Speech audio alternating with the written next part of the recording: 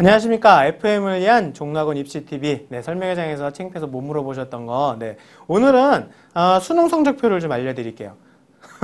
가슴이 답답하시죠? 야, 이놈의 성적, 이 성적으로 어디 가려고 그러니 그게 중요한 게 아닙니다. 수능 성적이 그렇게 나오지 않은 걸 다행으로 하셔야죠. 모의고사 성적표 보는 방법, 주로 교육청에서 보는 모의고사 성적표 보는 방법에 대해서 알려드릴게요. 평가원 성적표는요, 성적만 나와 있어요. 그거는 수능 때 가서 필요한 거고요. 이전까지는 교육청 거 위주로 좀 보시는 게 좋을 것 같고요. 일반적으로 사설 모의고사 같은 경우도 교육청하고 비슷한 패턴으로 가니까요. 어디를 어떻게 보셔야 되는지. 자, 여기는요. 더욱더 중요한 건요. 어떤 정량적인 점수만 중요한 게 아닙니다. 이거보다 더 중요한 건요. 자제분의 위치예요. 전국적인 위치를 알아볼 수 있다는 거. 왜냐하면 상대평가니까요. 상대평가로 어느 정도의 상황인지 우리 아이가 몇 점이면 어느 정도 대학 가는지보다도 전국적인 위치를 파악하시는 게 더 중요하고요. 또 한 가지 여기서 알아볼 수 있는 건 자제분의 장단점을 알 수 있어요. 아, 우리 아들이 이거 잘하는구나. 아이고, 이건 찌질이네. 맞아요. 그걸 알 수 있고요. 또 한 가지 알 수 있는 건 실수 여부를 알 수 있어요. 실수를 하고 있는지 안 하고 있는지, 그게 어떤 과목에 무슨 문제인지 정확하게 알아보시는 거, 이런 걸로 하나하나씩 보완할 수 있는 아주 풍성한 자료가 들어있는 게 수능 성적표예요. 그러니까 그거를 좀 정확하게 아셔야 되는데, 첫 번째 공식서부터 아셔야죠. 제가 백분위 점수서부터 알려드릴게요. 백분위 점수는요, 굉장히 중요한 점수입니다. 상대적인 위치를 알기 가장 좋은 점수 중에 하나인데, 대학 갈 때 표준 점수 쓰는, 그쵸. 표준 점수는요, 표점이라고 얘기하는 건 대학에서 쓰시는 거예요. 대학에서는 이거에다가 백분위 점수 합으로 쓰는 경우도 있어요. 근데 주로 표준 점수로 대부분 아이들을 선발하거든요. 이거는 수능 시험에서는 의미가 있습니다. 근데 기존까지는 큰 의미가 없어요. 왜냐하면 모든 집단이 다 들어와서 표준 편차까지 계산해서 그것까지 다 반영을 해야 되기 때문에. 근데 모든 수험생들이 전체적으로 시험 보는 건 딱 한 번. 수능. 그 전까지는 집단이 고르지가 않거든요. 그래서 표준 점수보다는 백분위 점수가 조금 더 나은, 조금 더 디테일한 점수가 되는 거고요. 등급도 중요해요. 그거는요, 수능에서, 수시에서 최저를 맞출 때 보는 거고, 일반적으로 쉽게 접근할 때 몇 등급이면 어느 정도 가는지를 그냥 개략적으로 알 수 있는 그런 점수가 되는 거고요. 그래서 그나마 수능 전까지 의미 있는 점수는 백분위 점수인데요. 백분위 점수는 국어, 수학, 영어 각 100점입니다. 탐구도 100점이에요. 여기서 좋은 점이 뭐냐면요. 100점이니까 딱 느낌이 오시는 거예요. 100점 만점이니까. 98점 어떠세요? 잘했네. 그쵸? 76점 어떠세요? 좀 못했네. 선생님, 원점수도 100점 만점 아닌가요? 근데 탐구가요, 원점수는 50점이에요. 38점이 잘했는지 못했는지 느낌 오세요?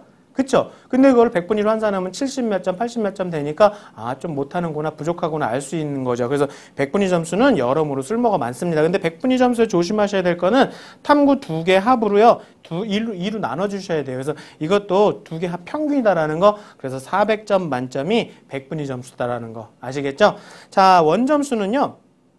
물론 이것도 중요한 잣대 중에 하나인데, 이거는 시험 당일에만 의미가 있어요. 그날 저녁 때 오셔서 채점해 보는 거 정도. 여기는 난이도도 표현이 안 돼 있고 그냥 단순한 점수입니다. 그래서 그날만 아실 수 있는, 그날만 의미가 있는, 무슨 말씀인지 아시겠죠? 근데 공교롭게 둘 다 400점 만점이네? 아까 말씀드렸잖아요. 탐구 50점씩이라고. 이건 그냥 더 하시면 돼요. 이렇게 해서 원점 수합도 400점이다라는 거 알고 계시면 될 것 같아요. 자, 그러면 성적표를 딱 가슴이 답답하시죠?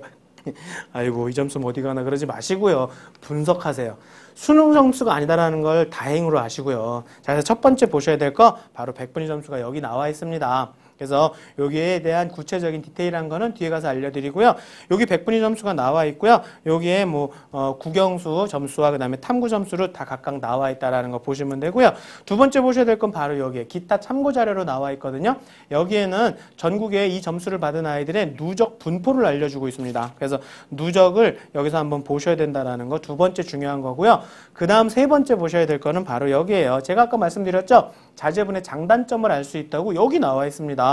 배점과 득점이 나와 있거든요. 그래서 배점과 득점에 비해서 어떤지가 표현되어 있고요. 그 다음에 네 번째 보셔야 될 거, 실수 말씀드렸잖아요. 여기 표현되어 있어요. 그래서 여기에는 각 문항별로 오정답이 다 표현되어 있고요. 그거에 따른 난이도까지 표현이 되어 있어요. 이 난이도는 어떤데 이 학생이 맞췄는지 틀렸는지가 여기 표현되어 있다는 겁니다. 그래서 요 네 개를 순서대로 한번 보세요. 자제분코 지금 꺼내 오셔서 그렇게 해서 한번 보시고 아이고 이 점수를 그러지 마시라고요. 네, 분석하시면 됩니다. 자, 그래서 첫 번째 보시면요. 좀 디테일하게 보여드릴게요. 아까 말씀드린 100분위 점수 여기 나와 있죠. 여기 100분위 점수 보시면 이 친구 국어, 수학, 영어 오 괜찮네. 86, 88, 88.99 오, 잘했습니다. 근데 딱 보이시죠? 탐구가 68, 62. 아, 탐구가 발목 잡고 있는 게 딱 보이시는 거예요. 과목 기준이 다 100점 만점이니까. 그래서 이 100점 만점에다가 어느 정도 난이도까지 반영됐기 때문에요.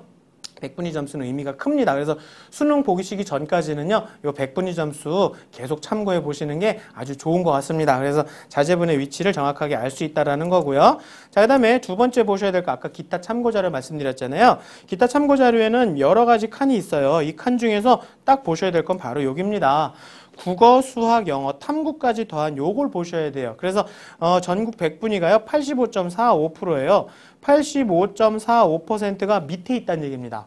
이 학생의 밑에는요 전국에 85.45%의 아이들이 있어요. 자, 그러면 상위 누적은 얼마죠? 상위로 100에서 빼주셔야죠. 그러면 14.55%인가요? 상위로는요 14.55%예요. 이 정도면은 어느 정도 대학 가는지 궁금하시죠? 그쵸? 이게요 저희도 배치표를 만드는 기본적인 저기에요 상위 누적. 이게 배치표의 원소스입니다. 이게 제일 중요한 거예요. 자제분들 지금 상위 누적 몇 프로죠? 정확하게 말씀해 주셔야 돼요. 14.55%입니다. 자, 이런 것들을 이용해서 저희가 배치표를 어떻게 만드냐면요. 이게 바로 배치표 만드는 기본 작업 툴이에요. 여기 보시면 여기 빨간색 부분 보이시죠? 상위 누적 퍼센티지. 그래서 서울대 0.5% 그래요.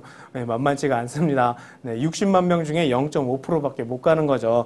그래서 이게 순서대로 그냥 대충 저희가 좀 짜놓은 거고요. 건국대까지가 9.25%예요. 그래서 아까 그 친구 몇 프로였죠? 14.55%죠. 14.55%면 요 밑에 있는 대학들인데요. 국민대, 숭실대, 단국대, 뭐 광운대, 세종대, 그 다음에 서울권의 여대, 뭐 항공대 이런 라인들이 나오거든요.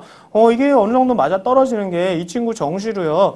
서울권에 있는 여대 갔어요. 성신여대, 동덕여대, 덕성여대, 서울여대 그런 데들, 성신여대 같은 데들 그런 네 군데 학교들. 그래서 이게 대충 맞아 떨어지는 배치표의 원소스가 된다라는 거. 그래서 그거 상위 누적에 대해서 아셔야 될 것 같고요. 자, 그 다음에는 제가 아까 말씀드린 장단점을 파악하는 부분입니다. 자, 여기에는요, 배점과 득점 다 나와 있어요. 그리고 영역들이 이렇게 다 표현이 되어 있습니다. 자, 그러면 여기서 아까 보시는 것처럼 수학에서 이 친구 추론과 문제 해결 능력에서요, 조금 점수가 낮았어요. 배점과 득점이 동일하다. 이거 진짜 잘하는 거예요. 완전 잘하는 거예요. 배점을 이만큼 해줬는데 득점을 다 맞아버린 거죠. 근데 배점에 비해서 득점이 부족해지기 시작하면요, 이거는 못한다는 뜻입니다. 지금 대부분 수학에서 어려움을 겪는 부분이요. 바로 여기 나와 있는 것처럼 추론과 문제 해결 능력이에요. 자, 추론과 문제 해결 능력에 대한 것들은요. 주로 3점대에서 4점대짜리 좀 어려운 문제들이에요. 이걸 못하고 있다는 뜻입니다. 그러니까 선생님한테 상담하러 가실 때요. 나 우리 딸 완전 수포자예요. 그렇게 상담 어떻게 하면 수학 뭐 열심히 하셔야죠. 뭐 교과서 위주로 뭐 그렇게밖에 질문이 구체적이지 못하면 답변도 구체적일 수가 없어요. 이걸 가지고 가셔서 저희 딸이요. 배점에 비해서 득점이 특히 부족한 게 추론과 문제 해결 능력인 것 같습니다. 시험지를 펼쳐주면서 어떤 문제들이 추론과 문제 해결 능력에 해당하는 문제인가요? 요 문제, 요 문제, 요 문제입니다. 그러면 이 문제를 해결하기 위해서는 어떤 노력을 해야 되나요? 구체적으로 질문하실 수 있는 툴이 되는 겁니다. 이걸 활용하셔야 돼요. 그리고 여기 또 좋은 게 나와 있는 게요. 보충학습이 필요한 문항들이 이렇게 친절하게 나와져 있어요. 이 문항에 대해서만큼은 빨리 보충을 하셔야 된다. 특히 뭐에 대한 보충인지 아십니까? 개념에 대한 보충들을 빨리 하시라는 얘기예요. 정확하게 개념을 알고 있는지 공식의 유도 과정이라던가 정확한 의미를 알고 있는지 그걸 여기에 자세히 나와져 있어요. 그래서 이거를 추가적으로 확인하셔서 자제분한테 물어보세요. 너 생활과 윤리에서 17번을 틀렸는데 이거 어떻게 틀린 거니? 모르고 틀린 거니? 아니면은 알고도 그냥 실수해서 틀린 거니? 뭘 모르고 있는 거니? 이런 것들 하나하나 다 질문을 해보세요. 그렇게 해서 분석하실 수 있는 좋은 부분입니다. 이게 세 번째 중요한 거고요. 자, 그 다음에 네 번째는요. 여기에 오정답이 나와 있어요. 그래서 자제분들의 국어 영역에서 문항별로 이렇게 다 나와 있죠. 문항별로 그 다음에 맞았는지 틀렸는지 표현되어 있고 거기에 또 중요한 건 난이도까지 표현이 돼 있다라는 겁니다. 그래서 난이도 A는요 전국의 80% 아이들이 맞춘 거예요. 이걸 우리 아들만 틀렸어? 몰라서 틀렸을까요? 실수한 거예요.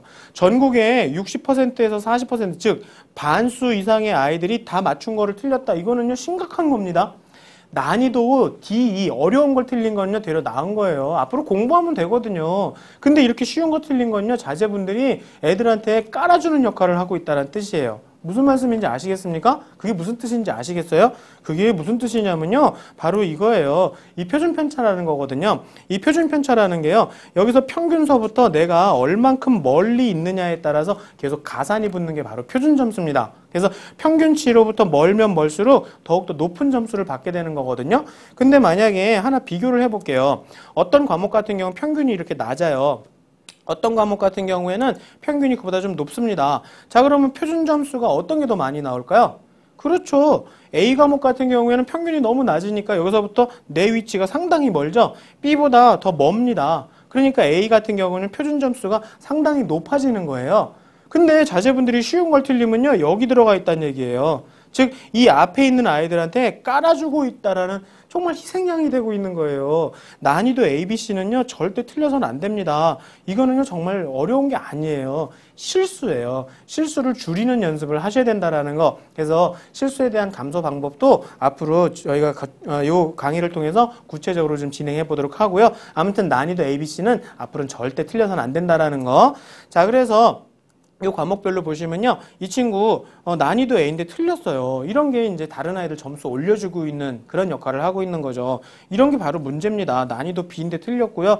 난이도 C 틀렸어요. 이런 것들이 다른 아이들한테 희생양이 되고 다른 아이들의 점수를 올려주는 그 정도로 이렇게 봉사정신이 아니죠? 앞으로는 절대 이런 거 틀리시면 안 된다라는 거. 그래서 오늘 4가지 주안점 말씀드렸습니다. 100분위 점수 보시고 그 다음에 상위 누적 보시고 그 다음에 배점과 득점 보시고 그 다음에 마지막 여기에 대한 실수에 대한 거 요거 확인하셔서 자제분의 성적표를 좀 꼼꼼히 분석해 보셔서 좋은 성과를 이루는 그런 날까지 열심히 노력하시면 좋을 것 같습니다. 오늘은 여기서 마무리하도록 하겠습니다. 감사합니다.